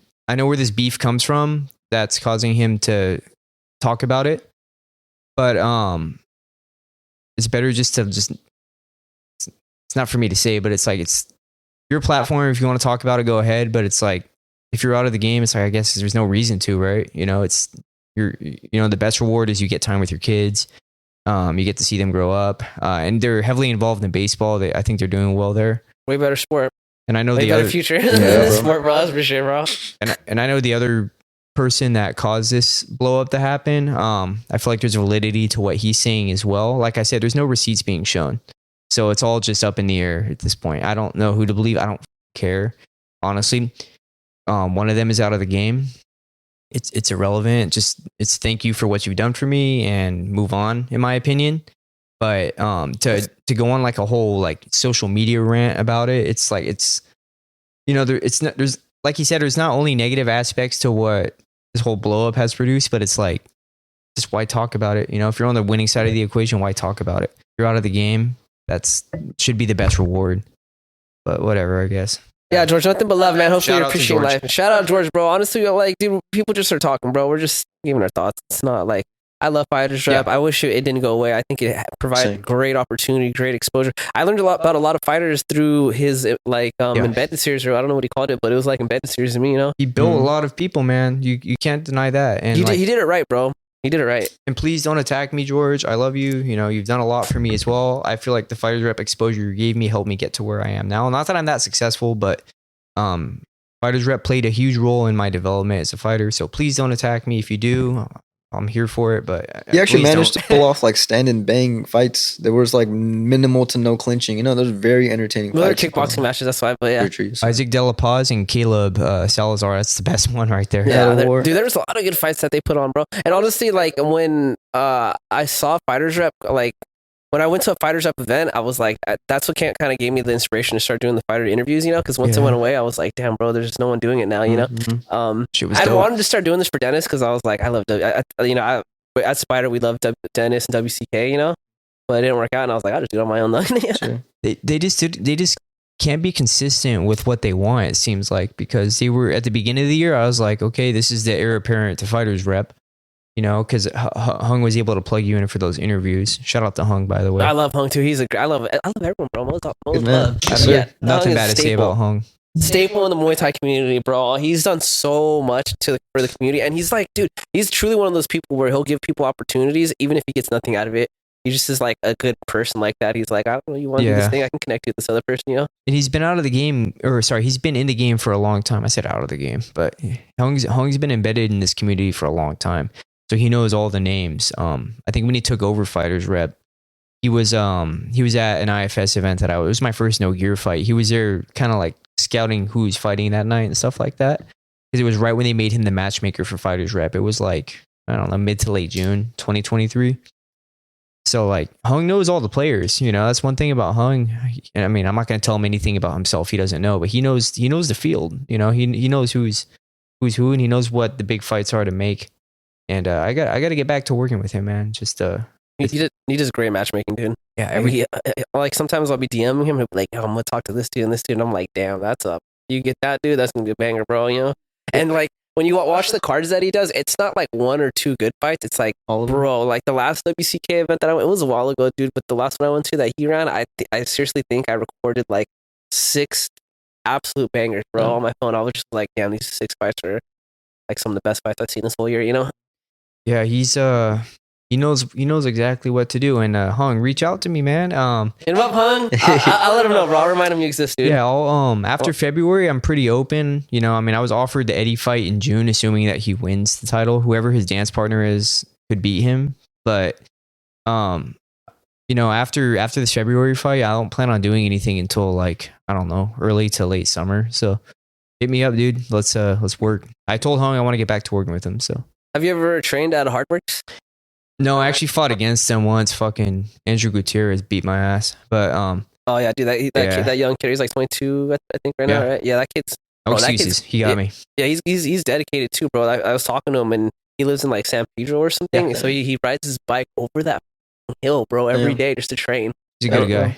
Yeah, he doesn't have a car, bro. I mean, I don't know if he does now, but I was like, damn, that's commitment, dude. He kind of fell silent a little bit. I don't know what's going on in his life. He's, you know, a very private person with what he decides to share. But Andrew's a good guy, man. Very even better fighter. So shout out to Andrew. And when I say hill, I take it back. It's not a hill. It's a bridge. It's a bridge, bro. It's a big ass bridge, bro. Still, bro, the bike every day is Yeah, bro. It's commitment. Dude, I was like, fuck, I would have taken a bus. be gassed by the time I get to practice, bro. I think Touchdown Films did that little bit on that, right? Where he was like, "Yeah, this guy bikes here every cycles here every day." He did. Yeah.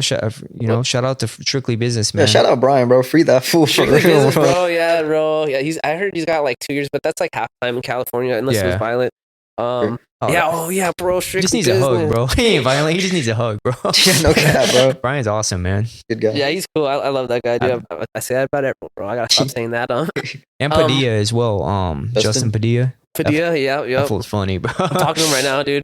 Justin Padilla. He showed me pictures of when he was fat, dude. That was crazy. It's a trip on. He doesn't look anything like that anymore. It's like a No. lifetime ago. He had his mohawk too. He had his like chocolate mohawk. That fool was funny, man. Dude, that's still the is. martial arts, bro. The power of martial arts, So- dude. Oh yeah, dude. It gives you something to live for, bro. And you're Purpose, like, I bro, want to direction. be better, you know? And he's good. Like he'll get hate for knocking out some like guy off the street or whatnot. A But, friendly like- Fade Factory. But he's pretty good. You know, I've sparred with him. You know, he's pretty good. You know, he Good. throws those hands. He has pretty good clinch. He's a good fighter. Just really good boxing. I can't think- hold yeah. you. Yeah, I think when I met him, he like knocked some full out at WCK just before I even knew anything about like the friendly fade or anything. I just did a fighter interview at WCK, and then I met Strictly, and then I found out about that whole fighter factory and all that, and I was like, oh, hey, bro, it's crazy. I honestly though, those kids are smart because the social media is the way to go, bro. Heck yeah, bro. It's really good to get your name out The there. Million View Crew or whatever they're called. Bro, Yeah. you could have one fight and make clips and live off those clips No for like a cap. year, bro. Yes, sir. And instead of fighting 10 fights and you know not getting for him, yo. Right. 'Cause those are monetized, obviously. At a certain point, you make after a certain amount of views, it gets monetized, right? Yeah, you get monetized, and you know hopefully that helps with exposure, brand deals, Yeah. whatever, bro. I mean that's what it is, bro. If you want to be a fighter, you have to think like that. Right. You know, Yeah, I mean, it's weird to think of it like that because you're like content creator. You know, because social media is a vehicle, I guess, to success now. I You, mean, you have to use it as a tool. but there has to be some validity to the things that you're doing, like some legitimacy as well. Yeah, You know, sure. if you're just posting dumb shit for views, Like mean, I think I do think some of the, or not some of the, but I think like how heavily Justin involved in the Friendly Fade Factory could have been like detrimental almost because they don't really present any real threats to him, you know. So you can have your hands down and whatever. Yeah. And if you watch the way he got knocked out in his last fight, hands down, yeah. yeah, he just It's like a entered head the. kick, right? Wasn't it a head There kick? was or an something? elbow. it's like a Oh, it was leaping an elbow. elbow, yeah. yeah. But he just ran right into him with Yeah. both his hands down. Like, bro, this is a trained fighter, bro, who's been preparing for this moment. You That know guy's what I mean? good. He's gonna see that opening and capitalize on it. He's gonna Where- expose. Yeah. Right, yes, sir. Whereas these Friendly Fade Factory homies are not really gonna know what, you know. What happened to that Nah. guy that he fought though? Where did he go from there? Was there any like? Serrano homie, I don't His know. name's Leo. I know who he is because he's from one gym. Hell, forgot the name of it. Whatever, but there's gyms everywhere. But he's good. Here it is. Yeah, You know, Beehive California. included. Where you know, there's a gym everywhere. Yeah. But yeah, he landed a pretty good horizontal elbow, man. I mean, I heard it. I was in a crowd that night. Dude, Justin was out for Yeah. like yeah, a minute, it was scary, bro. I was not enjoying that scene. I was It's hard to like- see a friend I go don't through think, that. and the people there, but yeah, Friendly Fade's cool, bro. K-Mac, he's been doing cool things. Sure. That blew up, bro. There's like a bunch of those what's the other one? Backyard Squabbles. That's a big one out here. That's where I started, man. Oh yeah, we talked about that. Yeah. They're cool, bro. They're not putting on as much fights, but now they're sanctioned. So Yeah, they are sanctioned, bro. Yeah, that can't be cheap as well. You know, No. I mean, all the licensing and the venue and the vendors and all of that. It goes back to what George said that and like I said, I'm not a George hater or anything. Hopefully, I didn't come across that way at all. But yeah, George talked about the vendors, the lights and all that. It can't be cheap. So if you wonder why they haven't been back, it's maybe because of the price that comes along with putting on an event. yeah, That's also why there's so many events falling through as well. Is it worth the money that you're going to get out of it, or is it all just is it a waste of money at the end of the day? Because like you said, home will give opportunities to people who it maybe not benefit him. It's the same with an event. It's like, is this event actually going to generate what we need it to generate, revenue or viewership, whatever it is, to make sure that they keep coming back? Because ever since Fighters Rep's been gone, it seems like the whole putting on an event and the event following through has been in like complete disarray. That's what it seems like. Because the A1 Combat, that instance recently is my most recent example. Legends with Tariq, where something happened with the venue insurance or something, or the sanctioning bodies insurance. I could be wrong. Don't attack me. And then you had the WCK incident where David got in the ring with Eddie and then they didn't fight. So it's like, seems like ever since Fighter Rep has been gone, the whole game's been in shambles. Yeah, I don't think that's because of Fighters Rep though. I just think that was more of a foreshadowing of the future, bro. It's just like the money is just not there, bro, and people are being less interested in like just combat sports and shit. Like combat sports is at a peak, but like on the regional scene, it's like people just like most people show up to fights just to see one guy fight, bro. At the end of the day, right? Yeah. It's like when you go to other countries, it's like they're going in for the whole event. It's it's like a thing to do, right? It's like they don't even care who's fighting. They're just gonna go watch some fights. You know what I mean? The culture is so different over here. It's just to make that money to even pay and break even is just becoming harder and harder. Part of it too is because we're in California, dog. It's expensive. It's so hard to run shows here, bro. I was talking to the guy who runs Fight Circus. I don't know if you heard of Fight Circus. They only did when I was talking to him, they hadn't done a California show, and he was telling me it's too expensive, dude. And the regulations, for the stuff we do, we're not going to be allowed to do our best stuff. They finally did do a show. Oh no, it was in Vegas. It wasn't even in California. You can't do it in California, bro. And that's like Fight Circus is big, bro. They're probably making some decent money, some decent cheddar. They have Rampage on. They had some big names, right? They had Death Sentence was on recently. He fought who do you fight? Crazy Horse, right? Was it Crazy Horse? Yeah, I think he fought Crazy Horse. He fought Charles Bennett? Yeah. Oh my god, I didn't see that. Was it Charles Bennett? I think it was Crazy Horse. I don't have my phone. That dude has a one-hitter quitter, man. I don't think it was like it was like a funsy fight. I think obviously it's dude. There's no way he'd destroy him, bro. Crazy Horse. Dude, Death Sentence had the craziest rise, and then off that one fight, and then once you've seen his next fight, you're like, oh, he just got lucky. Mm-hmm. He just fought some dude that didn't know how to fight. Because have you seen how he? Yeah, the way he punches, bro. I'm sorry, but he just chucks him at you, bro. Like literally, he literally just chucks him at you. Who was the other? His buddy or whoever? the Angel Wing guy. Yeah, Wing C. I just interviewed a guy that knows. They're from the same area. He knows him. Shit, damn. Yeah, yesterday. Well, actually, it's probably already released, but dude, I can't remember that guy's name, dude. I'm spacing. Black Goku was his IG handle. It was funny seeing DJ get pissed off at all. Yeah, bro, and he head kicked the Wing C fool. Yeah, that was a funny ass clip. Yeah. That fool was trolling him. It was like a slap, bro. Yeah, it was barely tapped him. But it was like on the chin though. Especially because he's short, so it's coming up. So it was like really right there. But still, honestly, he should have been able to take it. They had shin pads on. He barely slapped it. You should have been able to take that, bro. Yeah, he probably just wasn't expecting it, not clenching his jaw or nothing. Just walked into it. It's no experience, bro. Yes, sir. He wasn't prepared, right? It is a baseball bat hitting your head at the end of the day, so it's like it may not take a lot, especially like what he was saying. He may not have seen it coming. It's like that's the worst time to get hit. Didn't see it coming. Didn't have his chin tucked. He should have already had his chin tucked. That's just how you should be regular, right? You shouldn't be out there with your chin up, On some Yui. Yeah, he learned, dude. That's the only guy who can fight with his chin in the air and somehow last as long. He was just hard to knock out, bro. God-given talent, And I feel like they were glazing Khalil Roundtree leading up to that fight a lot. They're like, oh, he gave Alex a tough fight. So yeah, but he didn't win. Like winning, should be you should at that stage. Like you kind of have to win to be positively reflected on.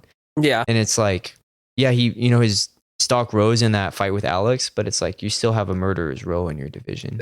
Yeah. And Jury kind of reaffirmed, that and took him out. Yeah, I did not see that one coming. First of all, Me but neither, I bro. think when they're bringing that up about his fight with Alex, I think it was because they both fought Alex, and so Yeah, they're trying to for compare who did better, Who against lost Alex. worse. Who lost better? Who, I guess, right? Yeah. Or who lost worse?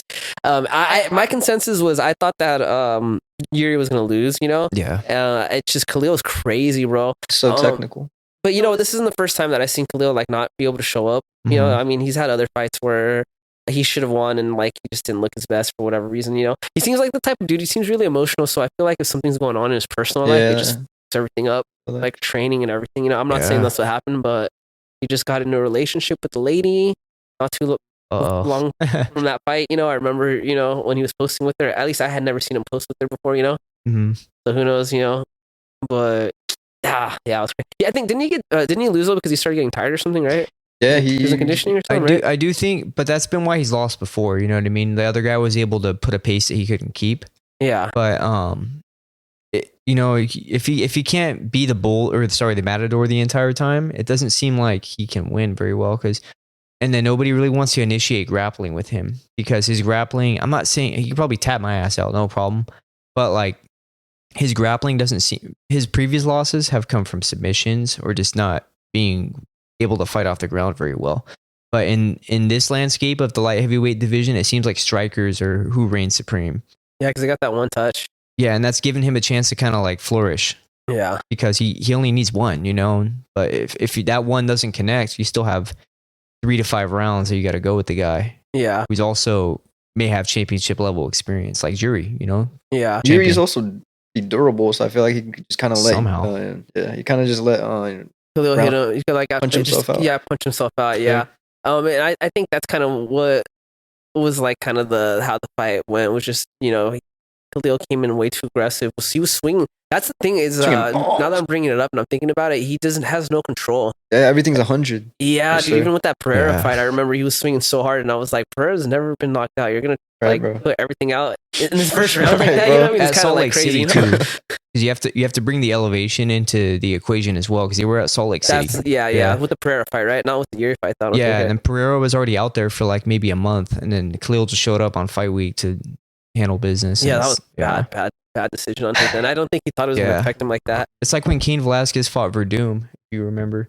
Like Cain was known for his insane cardio, and then he goes to Mexico City. He gets Cain Velasquez basically. Yeah, everything he does so well was done to him basically. No, you're right. Yeah, so I don't know, man. I don't know what's up with Khalil's career after this. I don't think he's like done or anything. I'm just curious to see who he fights. Where does he go? I don't know what's up with that division. I mean, I think isn't Alex Pereira moving up again? Going Hopefully. heavy, right? I would like to see him in heavyweight. That's like, what else are you gonna do at this point? Bro, Right? he cleaned the division. The way he twice. took out Onkolov, it's like, I mean, are we gonna see a 3? I mean, it's gonna matter, Yeah. I mean, there's nothing really to gain by being Ankalaev a second time because it'd be a trilogy, right? So they'd be 1-1 at this point.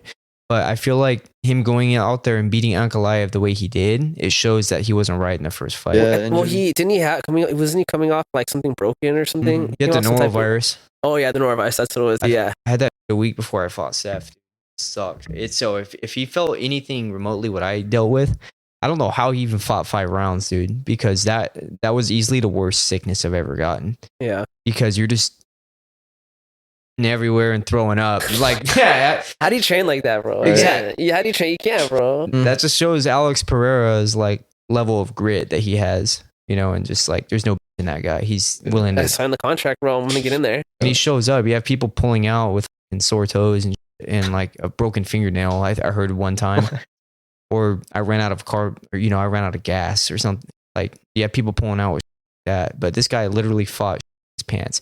He probably had poop stains in his pants. That And chocolate underwear, bro. when he was getting submitted, it was a submission loss, right? Or what was? No, he just lost the decision to Oh, it was a Ankalaev. decision? He just Oh, got yeah. held against the fence, basically. Oh yeah. When he was against the fence, he probably was thinking more of not himself rather than getting out. Probably don't want to squeeze that, that wizard or guillotine too tight, bro. Might be a little explosion down there. He's probably like, damn, I can transition into a better position right now. Yeah. But that might make me. So I'm gonna stay right here and clench my butt cheeks, bro. But he went out there like virus free, you know, in the second fight and just Walked him down, annihilated bro. him, dude. Bro, he knocked him out in like the first round, wasn't it? Like the Yeah. first round or something, dude. That was crazy, dude. And was just in his face the whole time, Yeah. bro. And broke his foot. Yeah, he broke Yeah. He always does that. Didn't he break his foot too against Yuri? Like, Yeah. I think that foot's just trash, probably. He probably like needs some type of Been through structural wars, surgery, bro. you know? Yeah. He went like foot to shin or something like that. His No, toe. with Yuri, Yeah. banged it on his forehead. It was a switch kick, and he broke his toe right there. Yeah. Big toe. Jesus Christ. Yeah, I think he pulled it in place. Yeah, the after fight the fight. himself. What a savage, Yeah, bro. what a He just was like, savage. did his interview. I was like, what a savage, bro. I think that happened at Pantoja too. He dislocated his arm on the mat return when he threw the head kick.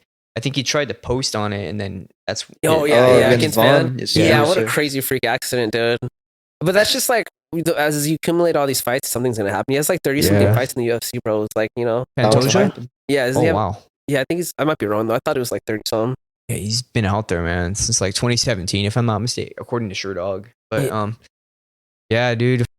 I thought his arm like snapped in half, but It was his shoulder, right? Wasn't it? Oh, yeah, they revealed it was his shoulder, but his elbow dislocated. Weird how it looked. Yeah, I think it was looked a like labrum. Sus, right? Yeah. Sus.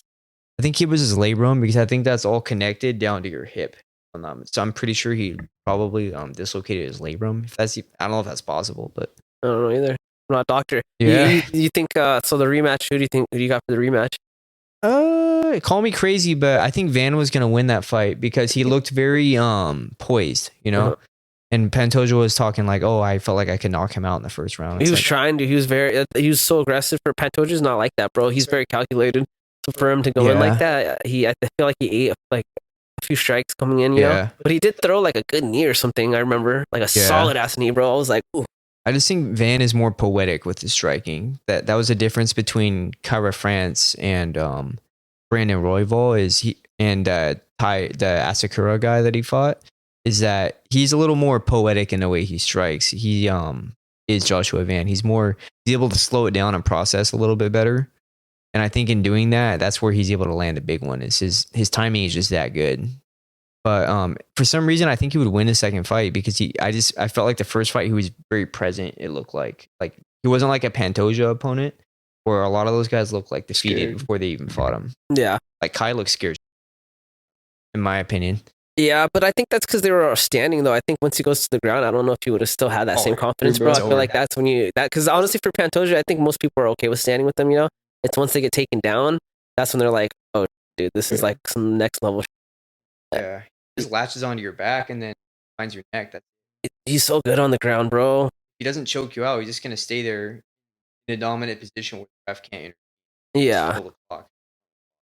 Yeah, and then when he does let his hands go and his striking, it's after him laying on you for so long that Tired. now it's like now he can like do stuff to you that you can't do to him anymore, you know, or he could have earlier, you know. Like completely nerfed striking. Yeah, But this guy's the only guy I know that can. I've seen him spar after grappling. This guy keeps a pretty crazy pace. He kind of off topic, but like it's kind of in the same category. You talk about people losing their power as the grappling goes on. This guy right here is pretty good in the grappling. Like he'll grapple, he'll take the MMA class, and he'll come strike, and he's still pretty solid. Yeah, because it's the Indian power, bro. It's crazy. that Punjabi power. That's what they smell, bro. It's all energy. The more he smells, the more aura he is, bro. Yeah. This guy kind of has a very unorthodox style. I think that's gonna separate him from the rest of the people at because he's like the next generation. So he has good clinch. He has good kickboxing to go with a good distance management. So like when you see like the people who can differentiate from striking, grappling, these guys are people who are like starting now versus like starting later in life. You're able to kind of like seamlessly transition. People are stuck in. Yeah, it's a completely different thing, bro. But you know what helps a lot is learning the Thai, like clenching and Muay Thai. When I started doing jiu-jitsu, it's like to the lower belts, I was able to get a lot of stuff off just because I understood like body positioning and not having to look at stuff, just feeling it, you know. Sure. But obviously, once you get to like the black belts, you're not gonna be able to like Thai clench someone, bro. They're just gonna go for someone else. But one thing I used to do a lot of when I started doing jiu-jitsu was when we were standing up, I would just put them in the full plum and then snap their neck out, and I already knew they were gonna shoot for like a double or a single. And so like right when they did that, I would just go for the guillotine. Oh, And dude, that would work a lot, bro. Some of the other times when they would Smart. shoot, I would try to block them with my elbows and then just like rotate them over, you know? Oh, let's turn him into a sweep. Yeah, turn into a sweep, dude. Surprisingly, because these jits guys, like, they're not like, at least the guys I was against, they didn't have like that type of strength, that type of grip strength. Like this is a different type of strength, you know? Right. So like they're not used to being able to throw people over like that, you know? They're used to sweeping and stop locking you off balance. Anyway, so for me it worked. I don't know. Maybe the people I was training against just sucked. I don't know. I mean, Does it makes Spider sense. have a jiu-jitsu program? Yeah, we do. It's Oh, under nice. Legacy Jiu-Jitsu. Oh, I know that guy. Yeah, he's cool. Because I know on Dre, That was his coach. the guy who looks like Johnny, Yeah, he does. He dude. does, bro. but he has like the most Mexican accent. It almost Yeah, bro, makes I no wasn't fucking anticipating sense. that accent. Yeah, he looks like a white man for sure. That was bro. funny as hell. Is He's Strong. That guy's strong, bro. is He sparred like 3 days in a row last week Yeah. during the holiday or this week technically. But yeah, he sparred at Spider, then he went Guardian the next day, and then he went to Valiant. Yeah. Crazy Johnny Sin. I was like, Yeah, that guy. Well, I think he's got a fight coming up. If I'm not mistaken. So he's yeah, February. yeah. So he's getting ready. But yeah, Andreas is tight. I love that guy, bro. Good rounds with that guy, bro. It goes hard, but I don't mind. Yeah. It's a good hard. It sounded wrong. It's a very it's a respectful hard. Pause. He's like Yeah. hitting you hard and talking to you and you're having a good time, bro. I don't ever feel like I'm mad at him or anything. Fair. If anything, I get disappointed with myself. Like, damn, he landed that clean. Like, you know what I mean? Yeah, he's there, he's present, but like when someone's going hard with malintent, but with him, it's like just a way. Just training, I bro. feel, I feel like the differentiating factor, like you can go as hard as you want, but if you really catch someone and crack them, and then you try to like capitalize on it and take them Yeah, out, follow it up. That's Right, bro. very important. True, very you know what I mean? Like, and Yeah. if you just crack them and let them recover and maybe change up the target, and I'll go for the leg or something, then That's a good sparring partner. yeah, you care about them. You know what I mean? Unless you have like a fight coming up and it's established, like I need to put you in the dirt because we got to work these holes out. That's a completely different thing. Right, right, But for general sparring, yes, I 1000% agree, bro. I like. I don't know if I was talking to you guys about it or someone else, but as of late, dude, I've been trying to be real careful about sparring, bro, just because I'm getting older and I'm starting to be concerned with CTE and stuff, you know. It's real, dude. Dude, like I had some fighters on here, like when I interviewed Nam Fan and Joy Beltran, bro, it's like, dude, gnarly, heartbreaking. I don't want that to be me. You know? Sure. And I don't want that to be you guys, you know. Thank So you. I want that It's to be all the anyone. time lapse with Cam Fam where 10 years ago, the interview that you did, he yeah, real thing. Alex talked about that a yeah, lot in his last about how traumatic brain. yeah. At least he got out. He's smart. He's a smart guy. Yeah. You could tell he's really smart and Oh yeah, thinks about all the stuff he does. Not a lot of people are like that, and some people are just too in love with it, bro. They just can't. don't know when to walk away. Yeah. I think too. Usually it happens so gradually that you don't Notice like it. something happens and you get used to it, right? And it goes a little further, and then that becomes the new normal. Yeah, Yeah. true, bro. Before you know it, you're like 30 feet into it, bro, and you're like, oh, shit, who is this guy? Then like guys, irreversible. All right, dude. You guys got anything to add? Serge, when's your fight? So I'll be fighting February 21st for the Royal Combat Lightweight title, sanctioned by the ISKA. I'm not going to reveal my opponent in case Pops Poster does, but this guy's 8-4. He's from NorCal. Best of luck. Training camp. Aadit, what you got going on? You got fights? Did I say it right? Yes, sir, yes, Aadit? sir. All right, cool. I got it right finally. Now you're good, bro. Punjabi warrior. Fight coming up March 21st for that new promotion. I think run by the LA Muay Thai coach. Forget what it's Fighting called. championship. Thai fighting Little gloves. championship. I haven't seen it. Oh, it's in MMA gloves? Little shooter gloves, but this is what I didn't know. Interesting. This is what I didn't know when I accepted the fight. You have to have 8 full contact bouts, so like sanctioned fights. Yeah. Before they put you in small gloves, so it's only like 3 or 4 fights on the whole card that are in small gloves. I'm gonna be in big gloves. Okay. When I accepted it, I thought it'd be in small gloves. But I didn't even. That's a weird rule to have. Like, why does it even matter? Not a lot of people have it. Yeah. It's going to be Yeah. a very select. Like, I know some of the matchups already. I messaged him too, and I was like, "Is there any way to Wait, bypass when's that promotion? I want to go to that, bro. When March is it? 21st?" March 21st, dude. I'm gonna get in contact with them. I'm gonna see if I could do like press there or something. You know? Oh, hit him up. Yeah, you would love That'd be that. tight. Just walk around to interview people. And it's It's like like the Moto Shed, the one that D'Lo fought. So it's at that cool little Harley. Oh, okay. That's all right. I can super do fun. that. Yeah, That we venue can is do sick that. because everyone's just standing around the ring, like super close. When you walk to the ring, too, you walk like right past the whole crowd. Basically in a nightclub. Yeah. All right, cool. Hopefully, I mean, if I can't get press, I'll still go. I want to check it out. That sounds like a cool promotion to check out. Yeah, sure. It's gonna be their first event, you said, right? Mhm. Wow. So if you can get like locked in with them from Debut, the bro. start, from the jump, you know, it'd be fire. Yeah, that'd be tight. All right, dude. California Sober might be Mo show by the time this gets released. Aadit, Serge, thanks for coming on, fellas. If you ever want to come Thank back you, on, bro. let me know. Let's train together sometime. I know I keep telling you I'm gonna go to B, and dude, I'm terrible, dude. I'm terrible. I'm so busy, but He's I'm a good guy to time. interview too. B? Yeah. I've been talking to him. I want to do that thing I told you. I want to go to your gym, film a little training session, and help him promote it and get an interview out of it. Maybe at the end. I'll That'd be talk to cool. That's a new series I'm trying to start. Oh, I just told the viewers my new thing for 2026. I'm thinking about this, bro. Right. Everyone else at home, thanks for watching. Happy New Year's. Happy New Year's. Happy holidays.